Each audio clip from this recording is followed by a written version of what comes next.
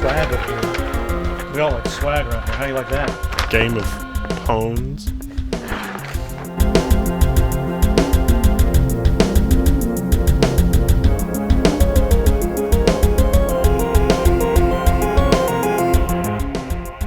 Honestly.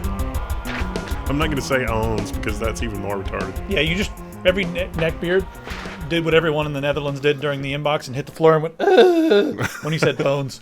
I always say pones because I like watching them squirm. I'm saying Pones ironically. I'm saying pones because I mean it. Pure ponage. I used to always say pure ponage. My friends were like, no, man, it's pure ownage, dude. Well, don't you watch it? Yeah, I watched it back in the day, but it was pure ponage to me. I can't say it with enough irony as like the bronies. That's delicious. Guys, Linus has a contest going on, and I know a lot of our members are also members are also traders, and they're also members on Linus's forum. Traitors! I think it's funny. Everyone's like, don't you guys hate each other? Isn't it like competitive? No, it's totally cool, man. Linus is cool, and he's got a contest going on where he's giving away an unlocked 4th generation Intel Core processor. 4770K. We think it's a 4770K. Now, here's what we're going to be pushing here. Intel's having, their LAN Fest is going on, and right after LAN Fest, there's going to be an epic party, and you guys are all invited to the epic party. You're invited to the epic party. I have no idea what's wrong with me. You're invited to the epic party. So if you're anywhere near DuPont, Washington, you need to head over there, 12:01 a.m. to 3:01 a.m. It's going to be a wild shindig, and the admission is free. Now, the LAN Fest is sold out already, but check that out. And if you want to win that processor, there's a link in the description that'll take you to our website, that'll take you to another link that takes you to some bit.ly link that's going to give you a virus, and then you'll eventually get to Linus's website. So we support Linus, but you have to jump through all those hoops to get there. We need the virus so that we know you participated, so Intel will give us the goods. Yeah, Intel's secretly giving us lots of cash because we're sellouts. But only for the people that actually get infected with the virus. It's like the McAfee toolbar on downloads. Just check mark right there. Speaking of being sellouts, buy crap from us.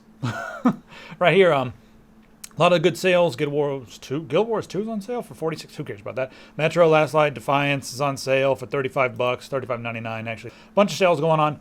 And get this, there's a link in the description that says game deals. BioShock, you get part 1 and part 2 for $5 on Amazon. So that's pretty cool if you want them. If you haven't played them, part 1's definitely worth $5. Zweihander, the new one's coming out soon. Moving through all this stuff quickly. You know that Google added nutrition facts to 1,000 food items in their search. So now if you're at the store and you're like, I really want to buy corn, but I'm worried about corn going straight to my hips. You can just type corn into your phone, into Google, and it'll bring up, hey, this much corn has this many calories, and it has this much corn syrup, because now corn has corn syrup in it. I think this is more about glass than anything. Mm-hmm. They're basically building a world that's going to be enabling glass to do everything. Glass is the first step toward having the computer from Star Trek. It's a computer. Tell me about corn. It's like, corn is the, I almost said corn is the atomic number 53. What? I don't know. It pretty much is, because it's in everything we do in America. And probably the rest of the world, too. I also wanted to mention this, back to Zweihander for a second. This is on cat.ph. This is a torrent website, and you guys are awfully naughty going on to torrent websites, but I think it's funny. Just the first comment here. Logan, if you're reading this, I will buy the album someday. Someday he will buy it. So, yeah, I see you there, Mr. Anonymous person posting that. I'm watching you guys, and I will make sure that you buy the album eventually, you thieves.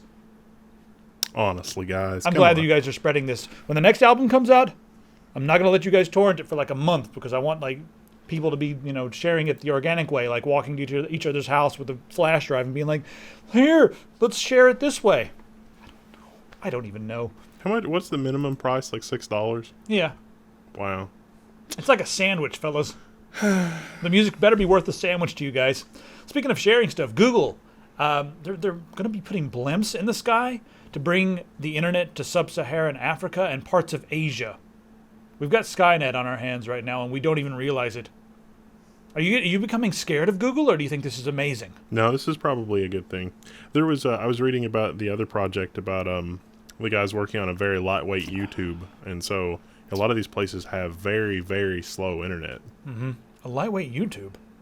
Yeah, How is that possible? It was like they were doing a version of YouTube where the non-video data on the page was less than 100 kilobytes. Wow. Yep. You know, they really need some new compression algorithms for YouTube as well, and I think they've got some. With the VP9, Yeah. it's half the size of H.264 and the same quality. They just need to get everyone to adopt it immediately.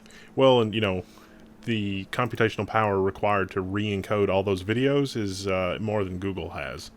Have you seen the time? Oh dear, it's past Rant. It is half past Rant. This is the first Rant 30 of the episode. So the Liberty Reserve has been shut down for a $6 billion money laundering scheme.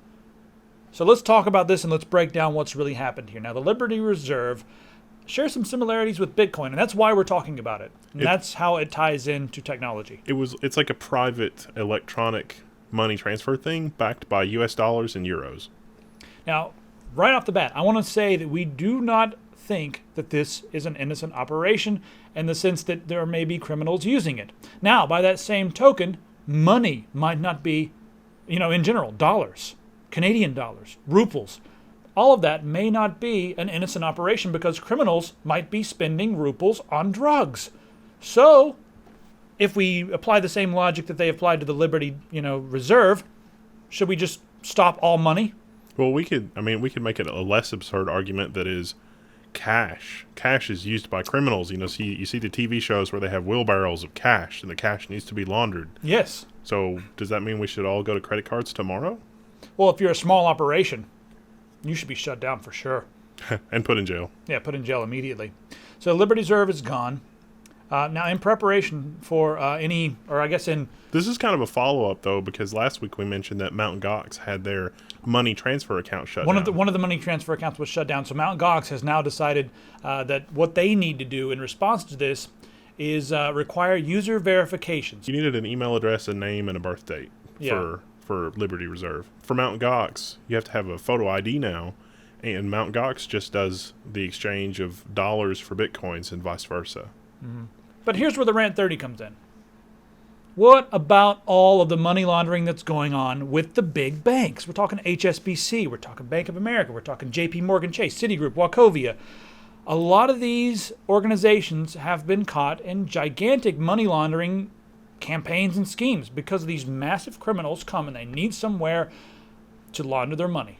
Large amounts of money. Yeah, we're talking like millions and mega millions.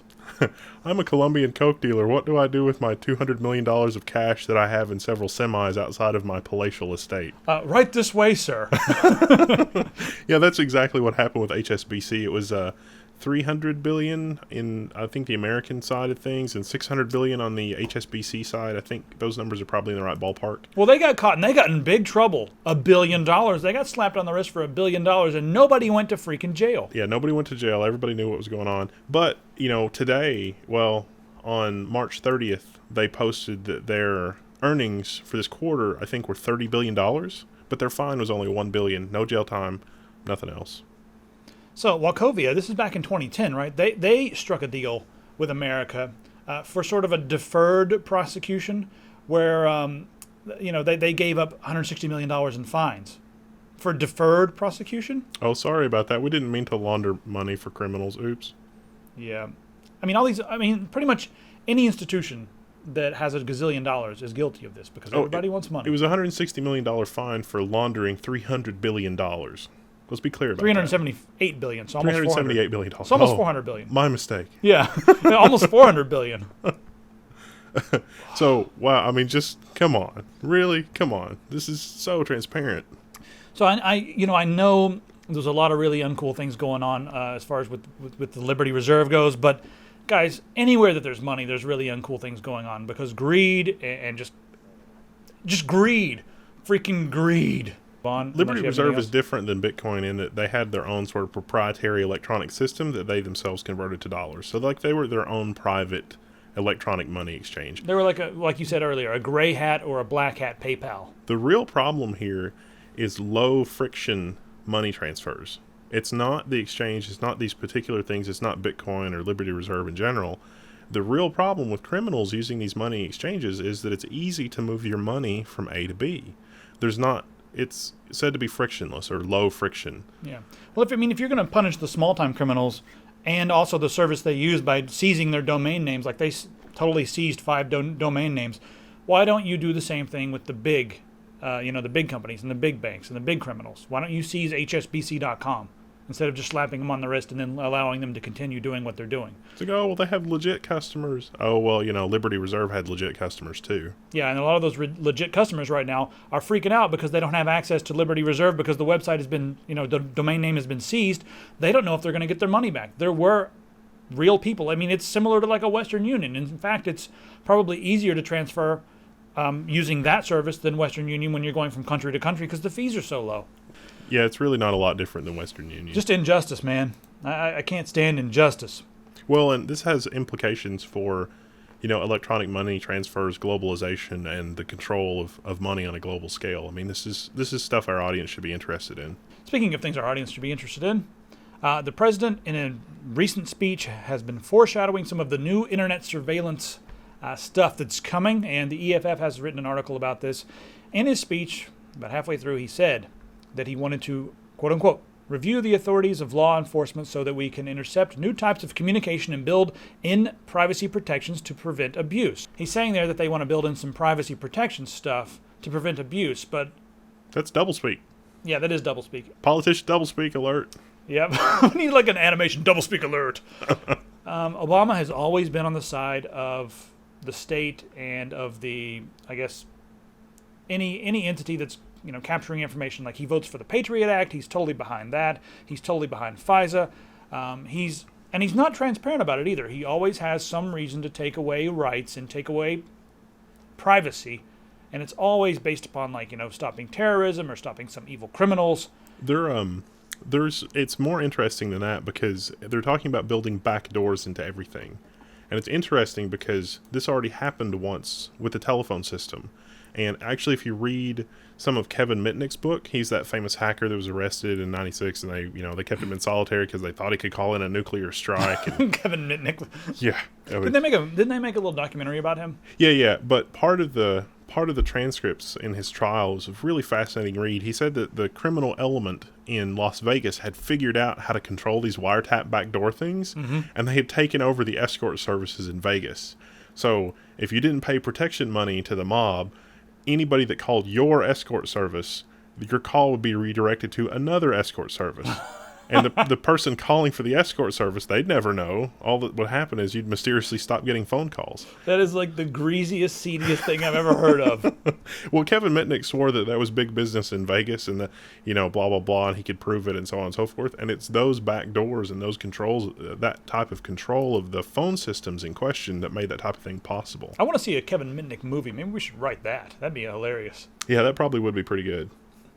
Hell, I'd go see that twice in the theaters, and I haven't been to see a movie in theaters in forever. This EFF article talks about the powers that the government has right now with, being able to get your email more than 6 months old and blah, blah, blah.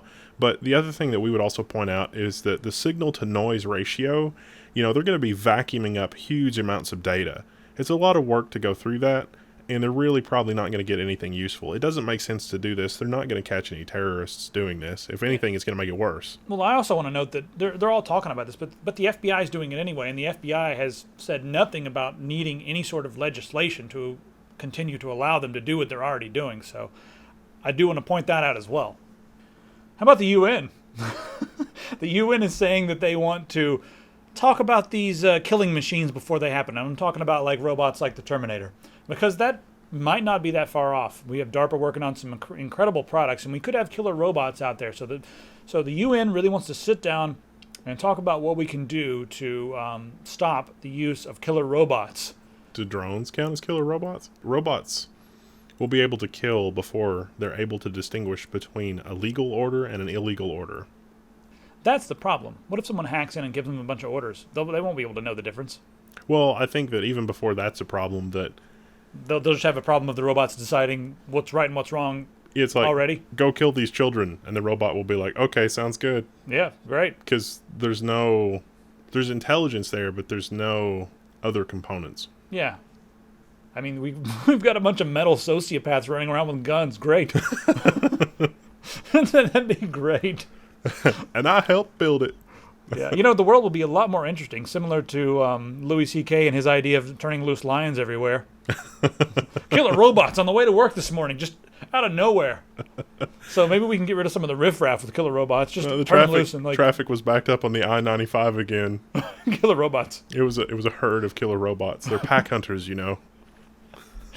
Oh, that would help to get rid of some of the riffraff. The riffraff? I must be getting old. This is just a picture of Rick Perry signing a bill in Texas. There's, a lot of the states are going against the U.S. government. That's kind of scary. But in Texas, they've got an unprecedented email privacy bill. So in Texas, if you want to read somebody's email, you're going to have to get a warrant, and the governor is expected to be signing this like now-ish, like right now. Rick Perry. I didn't like Rick Perry very much, I'll admit, back in the day, but he's come out and spoken. He's come out and spoken up about a lot of really interesting issues, and he seems to be on the right side of a lot of the internet issues. Not all of them, but this one is totally cool. So, hats off, cowboy hats off. Bucket, 10, 20-gallon bucket hat is off to Rick Perry. I don't know. Make a quick mention of this. Tesla, the guys at Tesla are saying that by the end of the year we'll have the supercharge rapid charging stations from basically New York all the way to Los Angeles, all the way across the country, and by 2015 they're going to be everywhere. That's pretty cool. That is pretty exciting. Have you seen the time? It's still 30 Rant. It is Rant 30 again. Have you seen the screenshots of Windows 8.1? Yes, I have. Have you seen what they're doing? They're putting that thing back that everybody wants. Thank you so much, Microsoft. This is exactly what we wanted. We wanted a start button that brings us to the start screen. Rumor has it they're also going to allow you to boot straight into the desktop, though that's off by default. And, the other thing that we complained about was the fact that the Metro apps, when you dock them on the side, they're a fixed size. Yeah. They're going to make that to where you can actually side-by-side it, and where you can side-by-side browser windows in Metro. Because honestly, why didn't they have that to begin with? Oh my God, this is amazing. Microsoft, what the hell are you doing? Seriously. Okay, we can use like a dynamic desktop background because that's what we need for functionality. We can use like the same desktop background as we use on our desktop if we want to for the start screen. Oh my God. This is all stuff that we pointed out, and we had only used Windows 8 for literally 10 minutes. Well, here's what pisses me off. Okay, everyone's screaming, "Hey, we want to start screen," and Microsoft comes out and says, "You know what?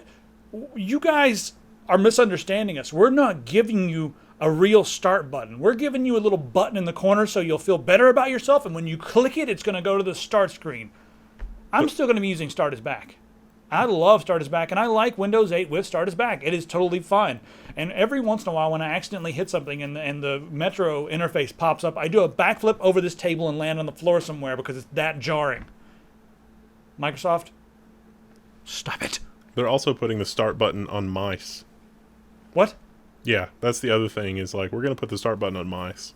Okay, like a Windows start button on a mouse. Yeah, I bound the start key. I've got a Logitech MX Revolution, and I bound the start button to the I guess it's the mute button. You mean like the super button or the super key or whatever? No, it's like the thumb button below. It's like a button below my thumb on the Revolution. I bound that to the start menu, and I've gotten used to using it, and it's actually not bad. There's some other things they've added to Windows 8.1, like the search is better. I don't know, a bunch of bullshit, but I don't even care. Like all the stuff I'm reading on your blog here at Microsoft, I don't even care. What would be really neat is if I could press and hold the start button and gesture with the mouse. You remember mouse gestures for browser navigation? It's making a comeback.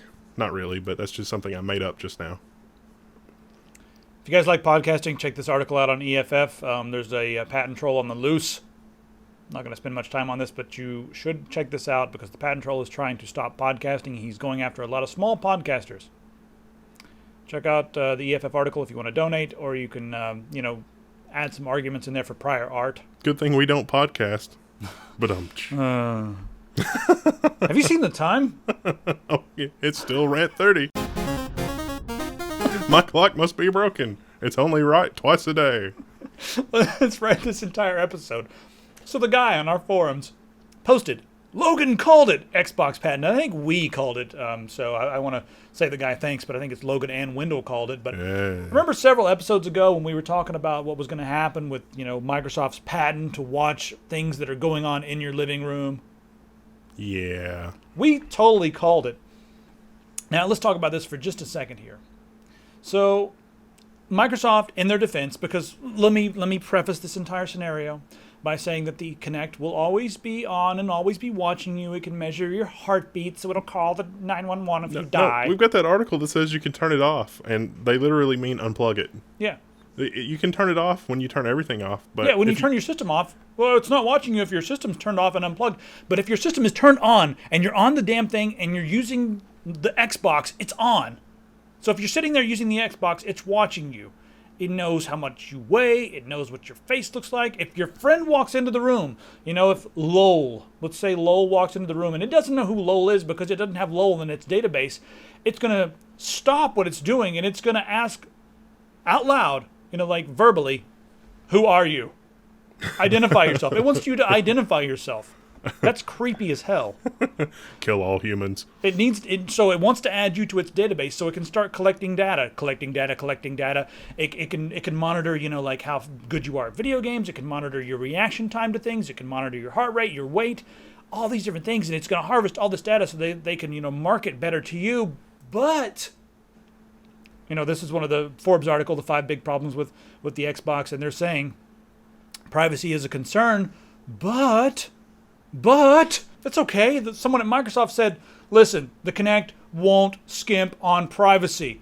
So let's scroll down and just see what they're actually saying here.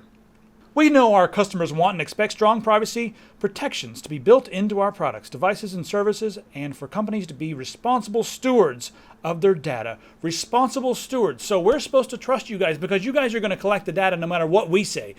We're supposed to trust you guys to be responsible stewards. And because you said it here on this website that you're going to be a responsible steward, that means you're going to do it, right? So we just have to trust you. There's no other option. I don't see any other options. There's no way to turn it off. We just have to trust you guys to be responsible stewards of all the data that you're mining. Now, this is not my Rant 30. Do you want to know what my Rant 30 really is here? Everybody is going to buy this. Everyone that's complaining, everyone that's writing these articles, everyone that's flooding forums with comments, they're going to buy it. Let me tell you guys something. You have an option. Did anybody wake up and realize that they could just not buy it? Yeah, come on over to PC Gaming. It's nice over here. You guys don't have to buy it. It's as if there's a Microsoft representative going door to door with a shotgun and shoving these things down your throat because everyone is complaining as if that were true. You guys don't have to buy the damn thing. So don't buy the damn thing. If you're that concerned, don't buy it. I'm not buying one.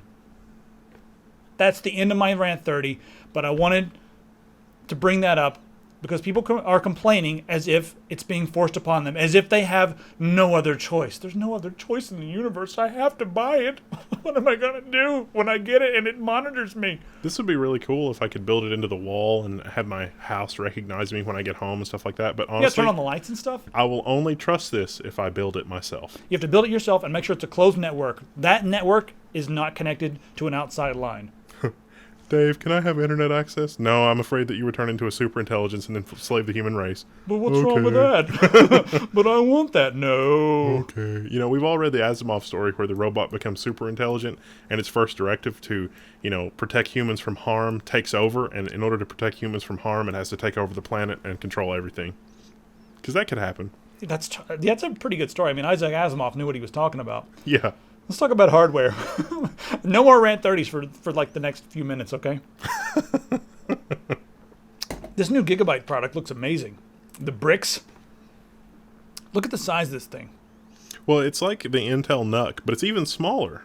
How are they doing this? It's even smaller than NUC. It's got an i7, an i5, or an i3 built in.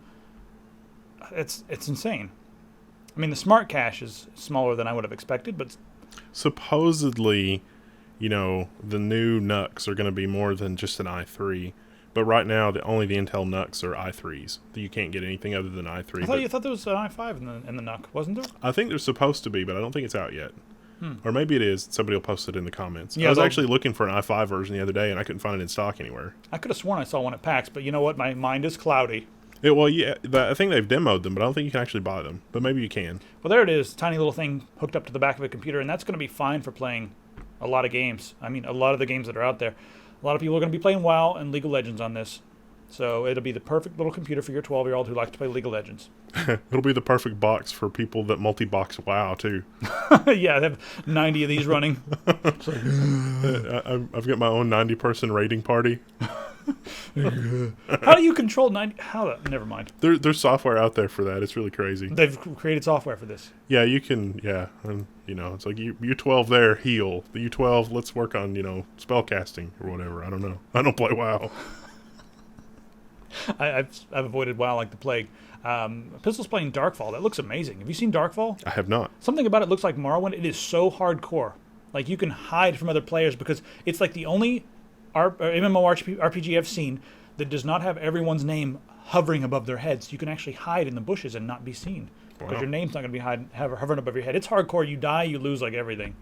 So I've been watching her play that upstairs. Anyway, back to, let's go to science. No, hardware. That's what we're on, right? Yeah. I've forgotten everything. GTX 770. Yeah, the 770. We have a GTX 770 around. It is a GTX 680 on steroids, and it drinks power, but it's fast as hell. So, you know what? The easiest way to do this, because I don't want this program to go long, is click on the description, or not the description. Click on the link. I'll put it on the damn screen right there. There's a link on the screen. You always forget. Yeah, I do.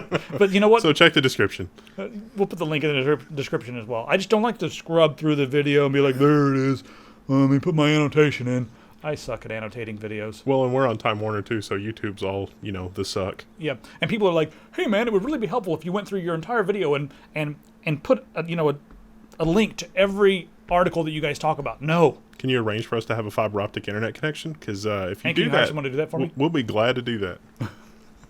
Anyway, the GTX 770 is really interesting. It's priced $100 less than the GTX 680 was when it came out, so it's priced similarly to the 670, and it's fast as hell. So if you have a power supply that can handle it, I highly recommend it.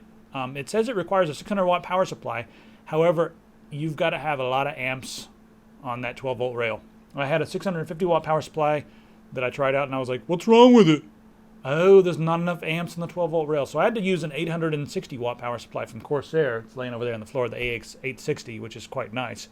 I had to use that one to make it work. But it's freaking fast. Yeah, the EVGA GTX 770 is awesome. That one, the one that's got the, I've got the superclocked with their new fancy cooling unit on it. And it is really fast. And it's not very loud. EVGA was like, hey, we're going to send you a 770. And I was like, not a 780? Not a 780? Yeah, we get sloppy seconds. Yeah. But I got it, and I was like, whoa, hell, this is not bad. But, EVGA.